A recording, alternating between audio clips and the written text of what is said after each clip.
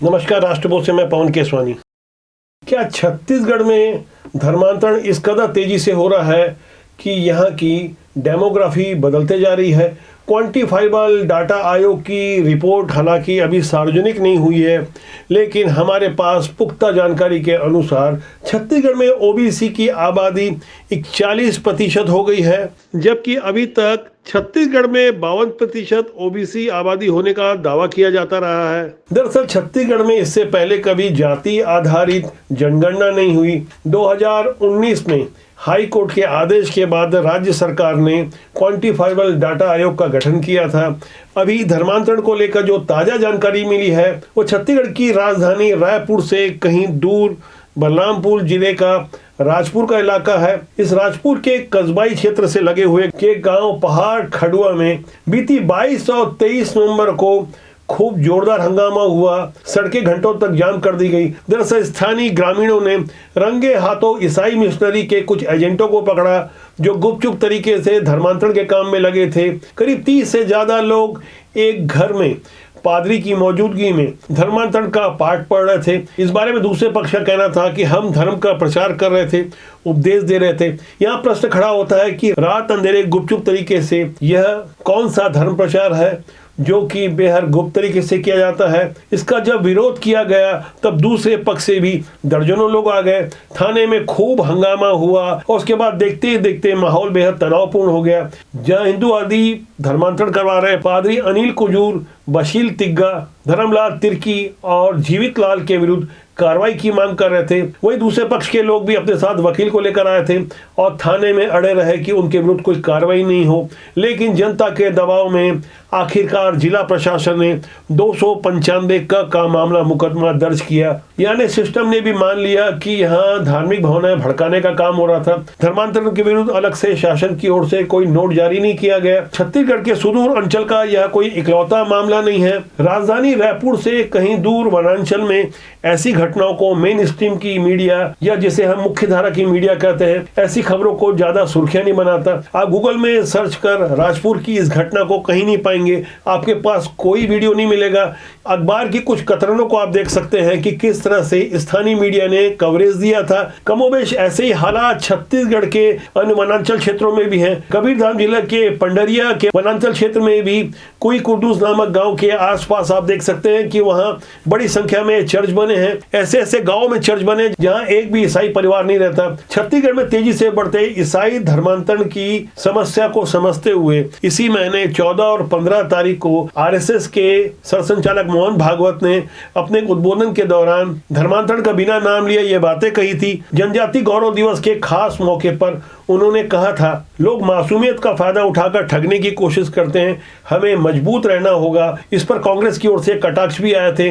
दरअसल सत्ताधारी कांग्रेस और विपक्षी भारतीय जनता पार्टी के अलावा सभी लोग को पता है कि छत्तीसगढ़ में चल क्या रहा है। मैं आपको छत्तीसगढ़ के नारायणपुर की एक तस्वीर दिखा रहा हूँ। साल भर पहले की तस्वीर है।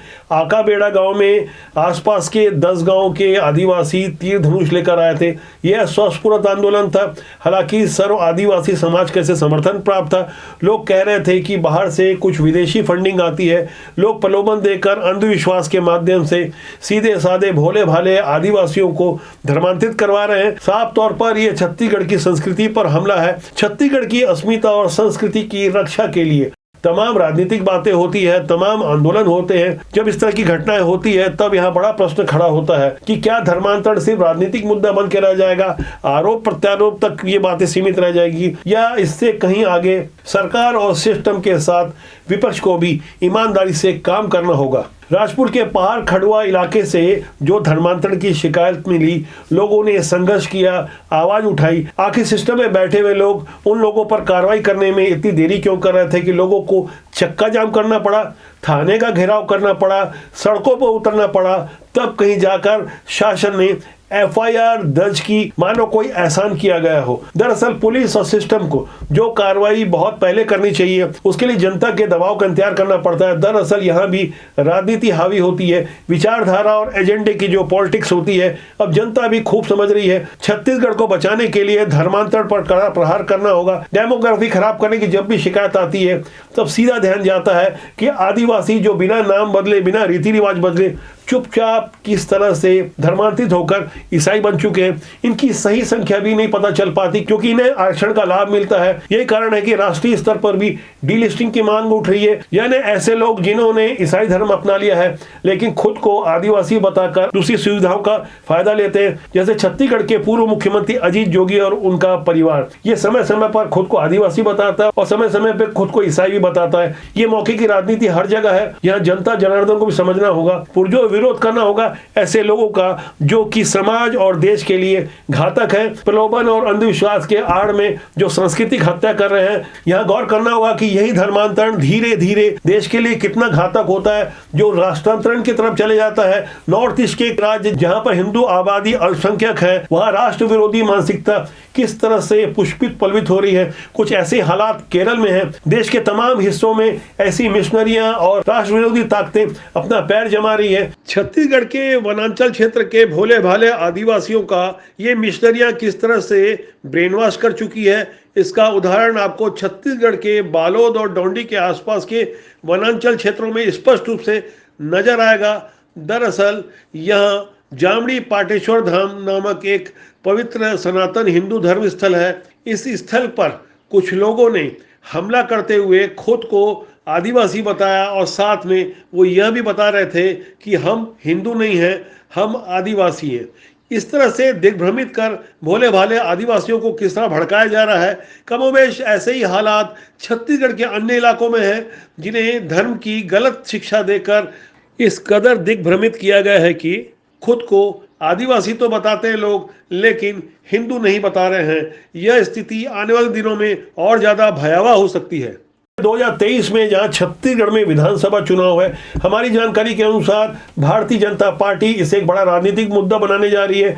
वही विपक्षी कांग्रेस हमेशा इसे लेकर सफाई देती है। यह मुद्दा कितना परवान चढ़ता है इस पर भी हमें गौर करना होगा, लेकिन राजनीति से कहीं आगे हमें छत्तीसगढ़ की अस्मिता को बचाना है, देश और समाज के लिए काम करना है। फिलहाल इस अंक में इतना ही। मैं चाहूंगा कि आप राष्ट्रपोल को सब्सक्राइब करें, कमेंट बॉक्स पर जाकर इस ज्वलंत विषय पर अपनी राय जरूर दें। लाइक और शेयर करेंगे तो हमें और ज्यादा खुशी मिलेगी। नमस्कार।